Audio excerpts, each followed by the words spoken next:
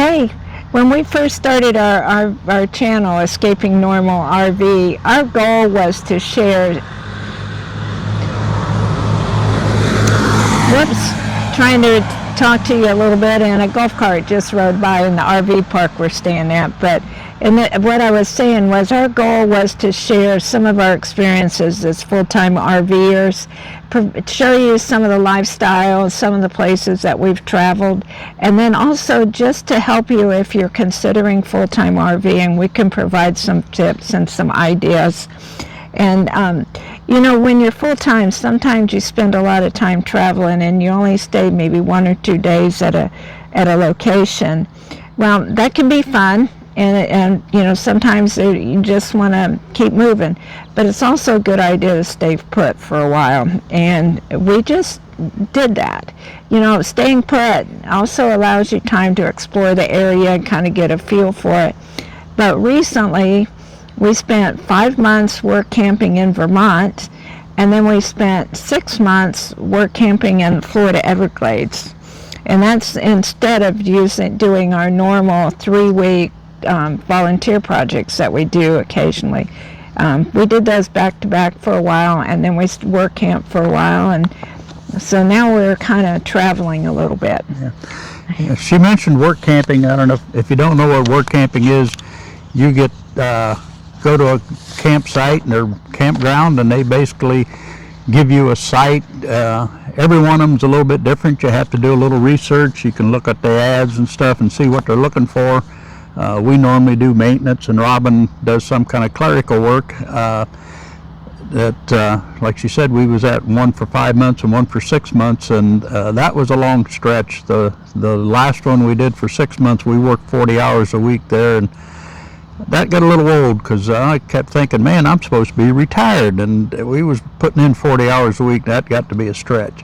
The money turned out was pretty nice. I mean, it helped fund what we're doing now, because we're on a tour of the west side of the country and going across the northern part of the country and back over to Michigan and Ohio and down through North Carolina. So anyway, the work camping works out good if you need some little extra cash once in a while. Yeah, and it's fun because we were there longer in these 2 places, and we got to explore more and learn about the areas. And it's not always just campgrounds. There's resorts, there's national parks, sometimes there's some sort of a outdoor adventure place or something like that that needs work campers. And you can find sites on workcamping.com, Happy Vagabonds, Cool Works, and sometimes you can even just contact a place where you might want to be directly. Yeah. And usually they provide, you know, an idea of what they want done, a start and a stop date for the work.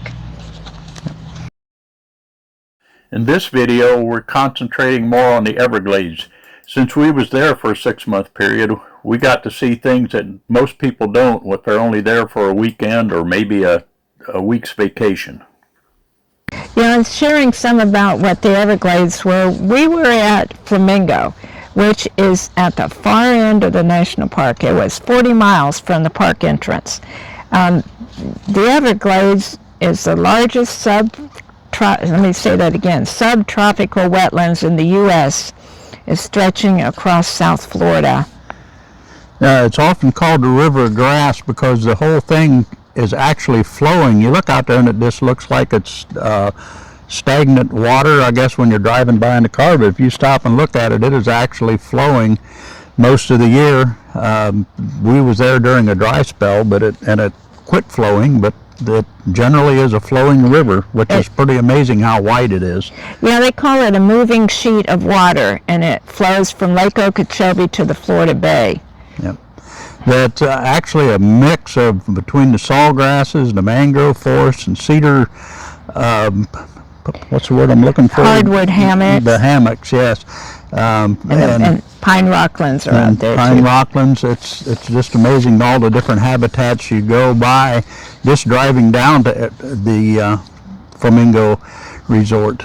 Yeah, it's, you know, they call it a very rich diversity, And it's nowhere else in North America is there such a rich, diversified environment like that.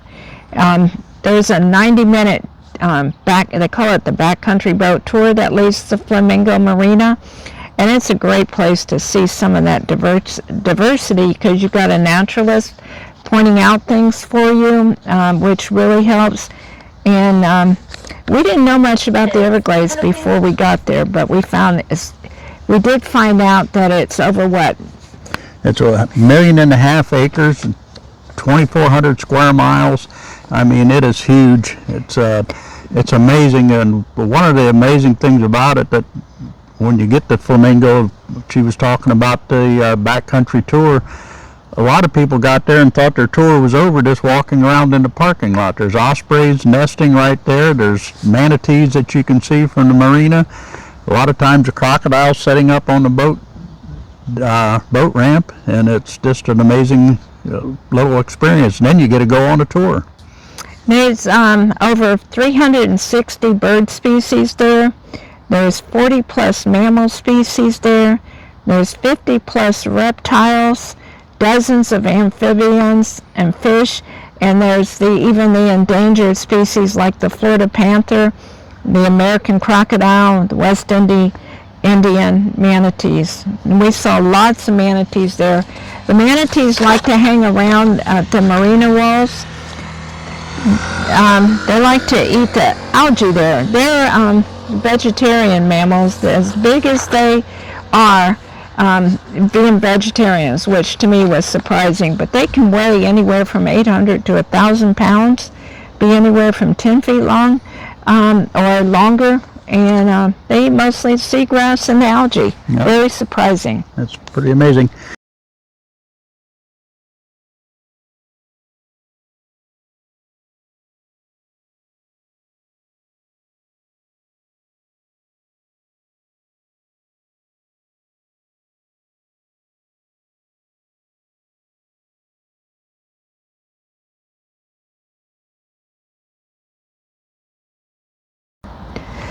Crocodiles like to hang out around the marina too. A couple of them were there so frequently that we could identify them specifically, and they even had nicknames.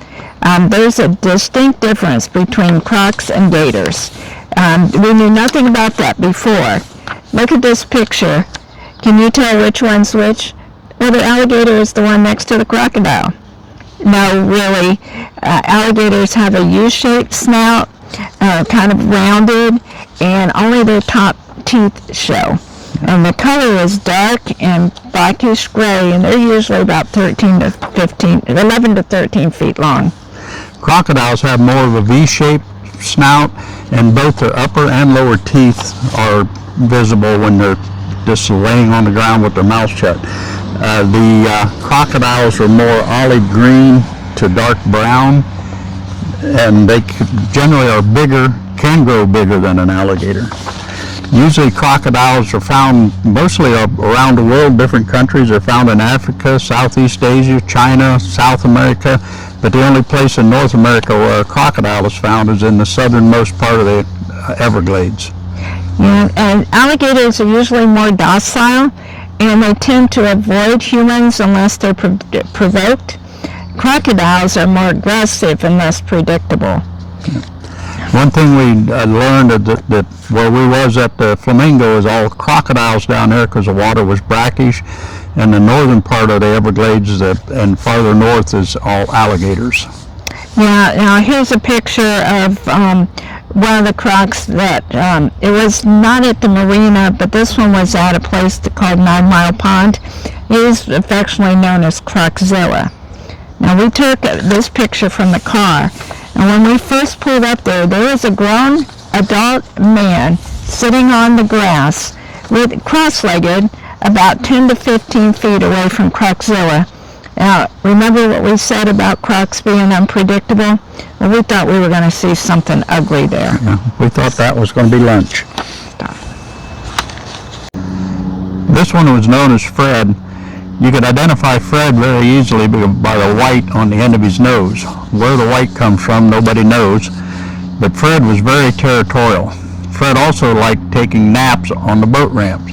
usually with one of his girlfriends by his side. When Fred was on the boat ramp, nobody was allowed to use it because you're not allowed to move him. And I don't think you could move him anyway. Yeah.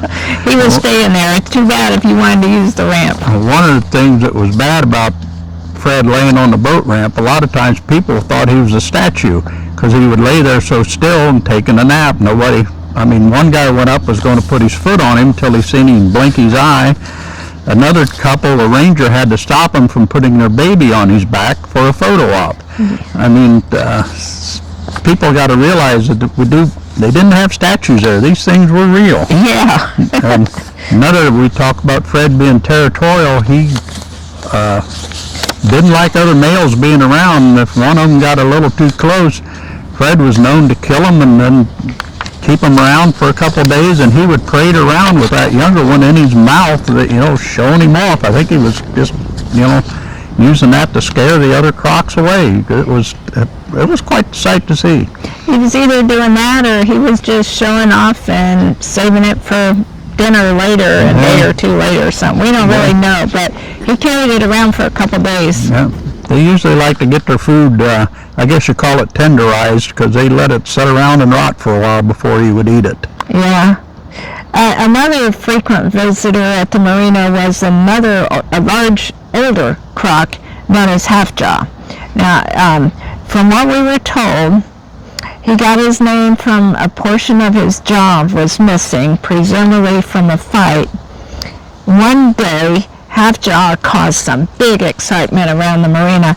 He came up on one of the other boat ramps, parked himself in the parking lot around the cars for quite a while, and then he moved over to the sidewalk and sat there for a couple hours. Rangers had to kind of block it off, keep people from getting too close, wanting to take pictures, just getting closer and closer. And finally he decided to go back in the water. Yeah. We was assuming that he was up there because Fred had been chasing him, because we'd see him in some unusual places for a couple of days there, and we just think Fred was clearing out his area again, and Half-Jaw was going anywhere he could to stay away from him. Yeah. And we didn't see Half-Jaw around for a little while after that, but that's what's the good thing about being there for a little bit longer than a couple of days vacation. Yeah, we enjoyed being there for 6 months because we've seen a lot of things that if you was just there for a weekend or a one-day trip that you wouldn't have witnessed, but being there every day, just certain oddities happened and you just happened to be there to see it. Right. Now, we put a few more pictures of some crocs in here, just other ones that were around the whole area that we could see. Mm-hmm. Yeah, keep going out there. Yeah, but that's a smaller one of the two, I think. Ooh, they're hissing. He starts shaking, really, and rumbling. Yeah, I think that's Fred. I think that one that's looking right at us got a white nose. That one just went under, didn't he? No, he scratched this thing.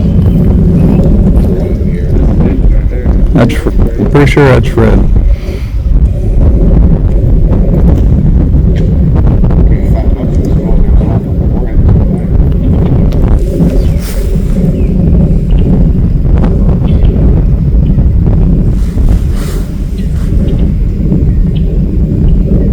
Yeah, that's a big one there.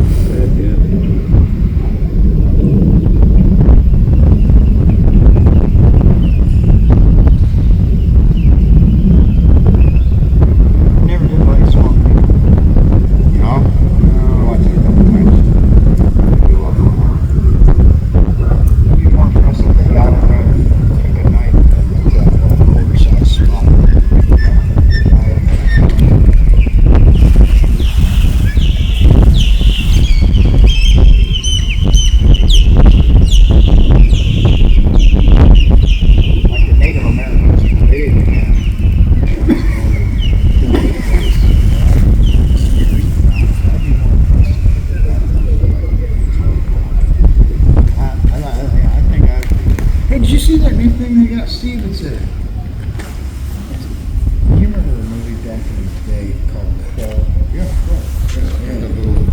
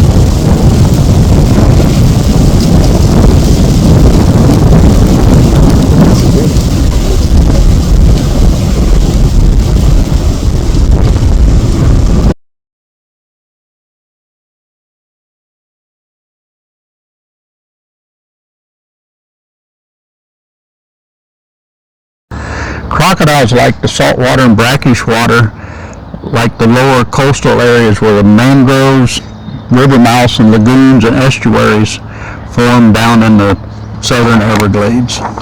Now, the alligators, they prefer the fresh water, like in the swamps, the marshes, the rivers, and the lakes, because they don't have the ability to excrete the salt water. So they were found mostly towards the northern end of the park, around the Royal Palm area where the fresh water is. And we took several pictures of alligators and different wildlife there. Now, The Royal Palm area is a very nice place to visit. It's not too far into the park, and they have boardwalks. They have one nice walk that's not a boardwalk, and what was the trees that was, I can't... Besides that, Royal Palm, there's a lot of different birds and wildlife, and we put some pictures in there of Royal Palm. But there's a trail that you're talking about. It's called the Gumbo Limbo Trail. Yeah, the Gumbo Limbo Trail.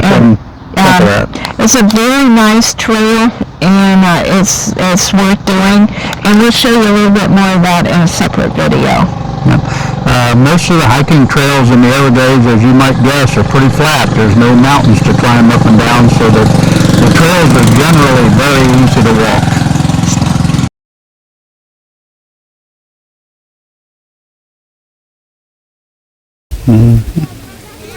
I don't post how I did that.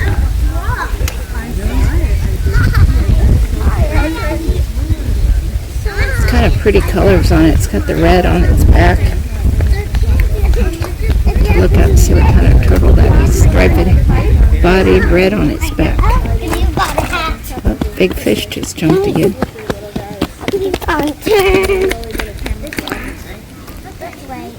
They don't belong here. They don't want them here. Things about people getting I got my pythons. There's an anhinga sitting here on the rail, drying his feathers. Can you zoom in a little bit more? There we go. There we go. An anhinga doesn't have any oil in its feathers like a duck does, so it has to sit out and air dry and sun dry after it's been in the water. This one's sitting here. They're really close to looking like a cormorant too. You see an anhinga's beak is just straight where they spear their fish. A cormorant has more of a hook on the end of its beak where they grab a fish and just hang on. Other than that, they have a lot of similarities.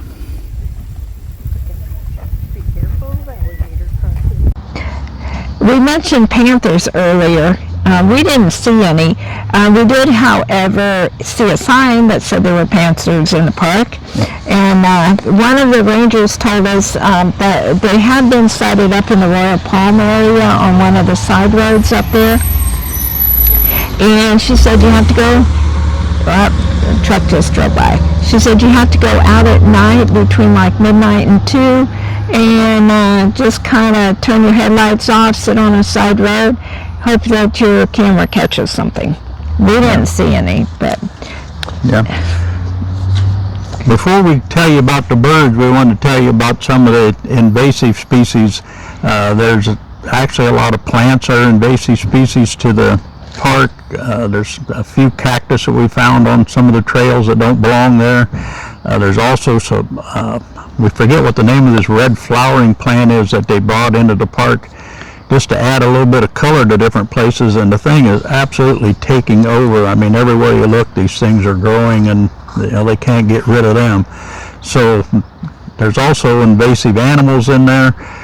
Like the pythons, which we have a picture of, and there's also iguanas, which we've seen running around the parking lot quite a bit. So it's they have to be on a constant lookout trying to keep the invasive species out of there.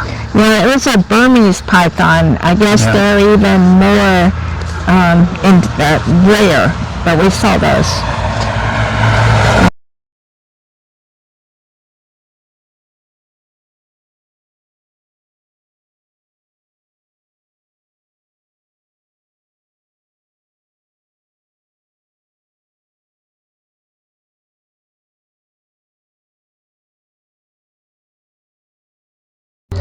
Now, as far as the birds, there were so many. We said earlier there was like over 360 species of them, and we already did a video about the osprey. I got to watch them for quite a while. I learned a lot about osprey.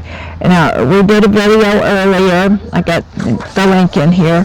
Have to apologize for the sound quality. I didn't realize that it wasn't at its best before it was published. But since there's over the 300 different species in the park, there's not enough time to tell you about all of them.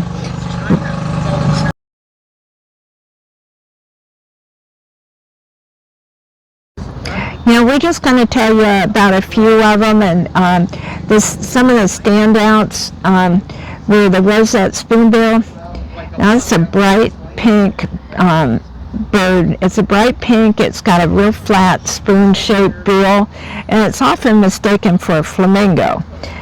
We never saw a flamingo there, but the spoonbills we did see frequently. We did get up early one morning and go out and see where they were nesting, which was kind of cool. It was really hard. We had really poor pictures and videos of that, so we're not including those. We saw wood stork. We saw several of those. They are huge, and they're endangered. They're very beautiful too. Beautiful bird. They're mostly white with black wing tips, and when they're in flight, it's amazing how pretty they are.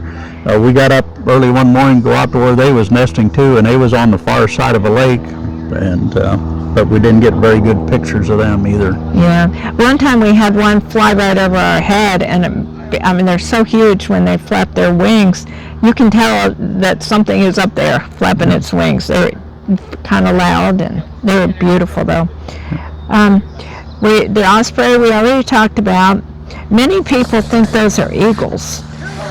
It's interesting too with ospreys that they're smaller than eagles, but they are much better at fishing than eagles. Ospreys will catch a fish and then they'll turn it so it's flying the same direction as they are. They'll fly around with it just a little bit, I guess to make sure it's dead, I'm not sure. But what's interesting is eagles are really bad at catching fish, but they're pretty good at stealing them from osprey. So they will come and take it away, and then the osprey tries to get it back, but it just kind of gives up and goes back and catches another one. He just figured it's easier to catch another one than it is to fight the eagle for it. So I'm going fishing again. Yeah, and they can usually fish pretty good. There's anhingas, which is hard for me to say. Anhingas. I told you it's hard for me to say. And anhingas and cormorants are very similar birds. They almost look alike. The basic difference is their beaks. We saw quite a few anhingas at Royal Palm. Yeah. So. Let's see, and then besides, then there's a lot of the other birds we saw around: crows, herons, the gulls, the ibis, pelicans, woodpeckers, minor birds, many, many more, and vultures. Tell me about the vultures. Oh yeah, the vultures would hang around like the maintenance shop where I worked at, and they would land on the trucks, and they'd like to, for some reason, pick at the rubber and plastic on the trucks. And I don't know if it smells like fish or what, but they would actually peel the seals out from around the windshields and stuff. So you had to be on the alert and keep them moving, or else your windshield might fall out of your truck. Yeah, they were pretty big. They got chased off cars pretty frequently. And then, of course, there's lots of fish. There's tarpon, snook, bluegill, shark, even as far, you had to come up a canal, I don't know how many miles it was from the nearest bay up the canal to where the marina was, and we had dolphin up in there swimming around. Apparently they had chased some mullet up the canal, and that's where they ended up. A couple different days they was up in there, which put on quite a show for the folks there too. So, and us. Even the people that work there. Hey, we got dolphins. Hey, dolphins. There's dolphins out there, so we go over and watch them. That was pretty cool. Then we mentioned earlier that there's the sawgrass marshes, the hardwood hammocks, the mangrove swamps, and the rockland, pine rockland, it's called. Well, a marsh It's a wetland. It's comprised mostly of sawgrass on top of that slow-moving water, and it's vital for the water filtration system out there. Yep. Yeah, driving into the Everglades, you see two hammocks, and it's kind of impressive. They got a sign up at both of them, and one of them, the elevation is 3 foot, and an elevation of 4 foot. So they are basically the highest points in the Everglades, other than the bridge that we had that they built on by the marina. Now, a hammock, it's an elevation of ground, and it's important in the Everglades because only certain type trees will grow there because they need more ground than what other trees need. And there on the hammocks is where you're going to find the mahogany, the live oak, the gumbo limbo, and a few others. Yeah, cedars grow on the hammocks too quite a bit. Yeah. Now, and then there's the mangroves. And you'll see a lot of those just everywhere, really, anywhere there's there's water. But the mangroves are salt tolerant trees, and they thrive where the fresh water meets the sea. There's three types of mangroves in the Everglades. Now you can see, like I mentioned, you can see them pretty well from the boat tour. But the red mangroves have long stilt-like roots that grow directly down into the water. And the black mangroves are a little ways inland, and they have like snorkel-type roots that stick up out of the soil. And the white mangroves are found further inland, and their roots are less visible. And mangroves are very important in the Everglades. They filter the water by trapping the pollutants and sediments. It improves the water quality. They provide nursery habitats for the fish, for crabs and shrimp, the smaller fish, and they help stabilize the coastline against erosions and storm surges. And then as you come into the park, you're going to pass another area called the Pineland. The Pinelands has, well, as it says, a lot of pine trees. That's basically a higher elevation again, where pine trees have been able to take root and grow.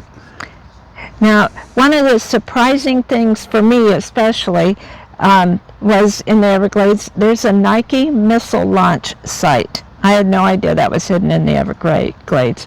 And we're going to tell you more about that in another video, and also the hole that we saw in the ground when we went in towards the Nike missile site. So be sure to watch those videos. Stay tuned for those, and we'll have those coming up shortly.